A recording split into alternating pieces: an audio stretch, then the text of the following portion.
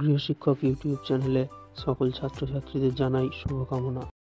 আজ আমরা এই ক্লাসে মাধ্যমিক ভূগোলের আরও একটি শর্ট প্রশ্নের প্র্যাকটিস সেটের প্রশ্ন উত্তর নিয়ে আলোচনা করব। এর আগে আমরা আমাদের চ্যানেলে মাধ্যমিক ভূগোলের 12টা শর্ট প্রশ্নের প্র্যাকটিস সেটের প্রশ্ন উত্তর নিয়ে আলোচনা করেছি। তোমরা যারা সেই ক্লাস দেখোনি তারা অবশ্যই দেখে নেবে। এছাড়াও আমরা আমাদের চ্যানেলে মাধ্যমিক ভূগোলের প্রত্যেকটা অধ্যায় থেকে বেশ কিছু গুরুত্বপূর্ণ 1 নম্বর, 2 নম্বর, 3 নম্বর ও 5 নম্বরের প্রশ্ন উত্তর নিয়ে আলোচনা করেছি।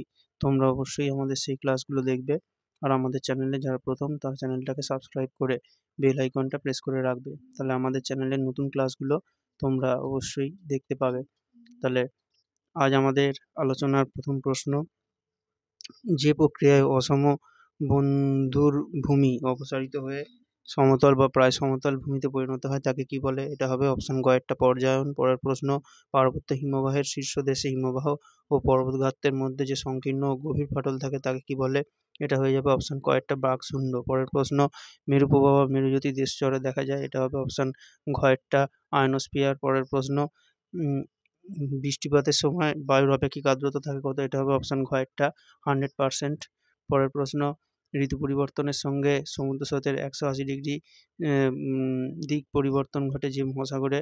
এটা হবে ভারত মহাসাগরে। পরের প্রশ্ন, সমুদ্রের যে স্থানে উষ্ণ ও শীতল স্রোত উভয়ের মিলন হয় তাকে কি বলে? এটা হবে হিমপ্রাচীর। পরের প্রশ্ন, বর্জ্য সংশ্লিষ্ট আবর্জনা ধোয়া জলকে কি বলে? এটা হবে অপশন ঘ একটা লিচেট। পরের প্রশ্ন, পাঞ্জাবের নদী তীরবর্তী নবীন পলিগঠিত পলিমাটি যে নামে পরিচিত? এটা হবে অপশন ক একটা বেট। পরের প্রশ্ন, ভারতের নায়াগ্রা নামে পরিচিত? এটা হবে অপশন ক একটা ঘ একটা চিত্রকূট জলপ্রপাত। ঠিক আছে।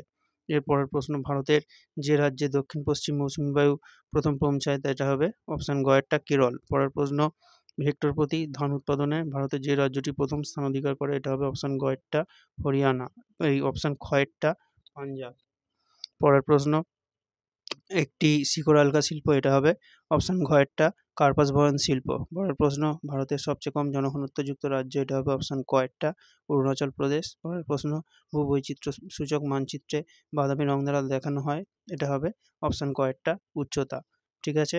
এরপর আমরা শুদ্ধ অশুদ্ধর প্রশ্ন উত্তরগুলো নিয়ে আলোচনা করব। প্রথমে যেটা আছে যে শিব বালিয়াড়ি থেকে বারখান বালিয়াড়ির সৃষ্টি হয়, এটা হবে অশুদ্ধ। পরের প্রশ্ন, ওজন গহ্বরের অস্তিত্বের কথা প্রথম বলেন ফরম্যান, এটা কি হবে? এটা হবে শুদ্ধ। পরের প্রশ্ন, নিরক্ষীয় জলবায়ু অঞ্চলে সমুদ্র জলের লবণতা সর্বাধিক হয়ে থাকে, এটা হবে অশুদ্ধ। পরের প্রশ্ন, ভারতের সর্বোচ্চ মালভূমি ডেকান ট্র্যাপ, এটাও হবে অশুদ্ধ। পরের প্রশ্ন, রেটুন পদ্ধতির সাহায্যে ভারতে ইক্ষু চাষ করা হয়, এটা হয়ে যাবে শুদ্ধ। পরের প্রশ্ন, মেঘালয় রাজ্যের বার্ষিক জনসংখ্যার হার সর্বনিম্ন, এটা হবে অশুদ্ধ।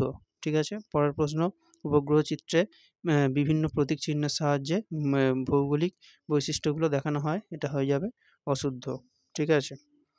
আচ্ছা, এরপরে আমরা শূন্যস্থান পূরণের যে প্রশ্ন উত্তরগুলো আছে সেগুলো নিয়ে আলোচনা করব। প্রথম প্রশ্ন যেটা আছে যে মরু অঞ্চলে বায়ুর ড্যাশ কাজের ফলে মরুদ্যান সৃষ্টি হয়, এটা হবে অপসারণ।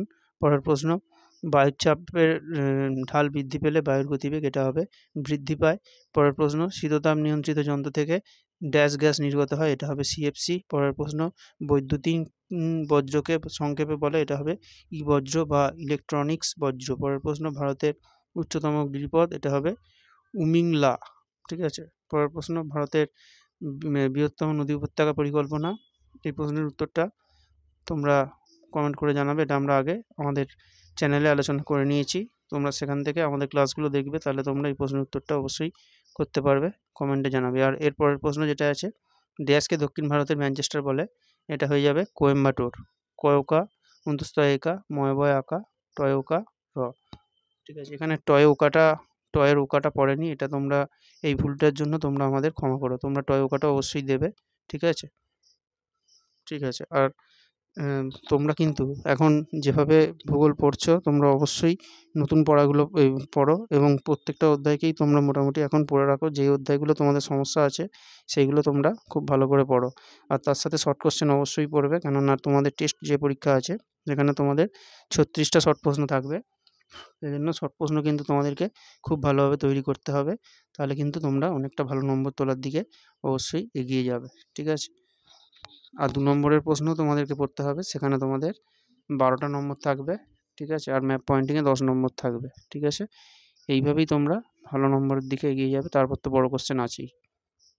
এরপর এসিকিউতে যে প্রশ্নটা আছে, আবহবিকারের ফলে সৃষ্ট শিলাচূর্ণকে কী বলে? এটা হবে রেগুলিত। পরের প্রশ্ন, কোন জলবায়ু অঞ্চলে বার্ষিক উষ্ণতার প্রসার সর্বনিম্ন দেখা যায়? এটা হবে নিরক্ষীয় জলবায়ু অঞ্চলে। পরের প্রশ্ন, চাঁদ, সূর্য ও পৃথিবীর সরলরৈখিক অবস্থানকে কী বলে? এটা হবে সিজিগি। পরের প্রশ্ন, কঠিন বজ্রের অক্সিজেনবিহীন দহনকে কী বলে? এটা হবে পাইরোলাইসিস। পয়াকা হ্রস্বই রয়কা লয়াকা হ্রস্বই দন্তস্ব হ্রস্বই দন্তস্ব। প্রত্যেকটা উত্তর পাশে করে দেওয়া আছে। পরের প্রশ্ন, থর মরুভূমি চলমান বালুলিকে কী বলে? এটা হয়ে যাবে ধৃয়ান। ধরাপালা হ্রস্বই হন্তস্থ আকা দন্ত ন। পরের প্রশ্ন, ভারতে অরণ্য গবেষণা কেন্দ্র কোথায় গড়ে উঠেছে? এটা হবে দেরাদুন। ঠিক আছে। পরের প্রশ্ন, যে শহরের জনসংখ্যা 50 লক্ষের বেশি হয় তাকে কী বলে? সেই নগরকে এটা হবে মেগা সিটি। পরের প্রশ্ন, ভারতের প্রথম কৃত্রিম উপগ্রহের নাম কি? এটা হয়ে যাবে আর্যভট্ট। ঠিক আছে। এরপরে ম্যাথ যেটা ছিল, কুমায়ুন হিমালয় আউটসোর্সিং মহারাষ্ট্র আর উড়িষ্যা।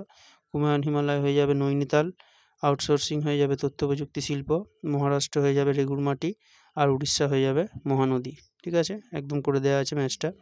আর এরপরে যেটা আছে সেটা হচ্ছে যে 2 নম্বরের প্রশ্ন যেগুলো আছে, প্রথম প্রশ্নটা হচ্ছে যে অগ্নিভবন কাকে বলে, আর কার্যকরী সৌর বিকিরণ কাকে বলে, আপেক্ষিক আর্দ্রতা কী, ঘূর্ণপাতের চোখ কাকে বলে, জৈব ভঙ্গুর বর্জ্য কী, আর স্ক্রাবার বলতে কী বোঝায়। এখান থেকে আমরা আমাদের চ্যানেলে 5টা প্রশ্ন করিয়েছি।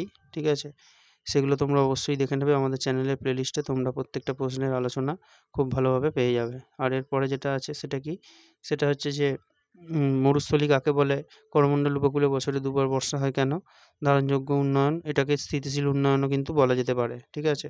আর বহুমুখী নদী পরিকল্পনা, জিও স্টেশনারি উপগ্রহ আর মিলিয়ন সিট। এখানেও আমরা 5টা প্রশ্ন করিয়েছি, একটা খালি আমরা করাইনি। এই 5টা প্রশ্ন তোমরা আমাদের চ্যানেলের প্লেলিস্টে গেলে ভালোভাবে দেখতে পেয়ে যাবে, এবং সেগুলো তোমরা অবশ্যই খুব ভালোভাবে দেখে পড়ে নেবে। কেননা 2 নম্বরের প্রশ্নতেও তোমরা 12টা নম্বর থাকবে।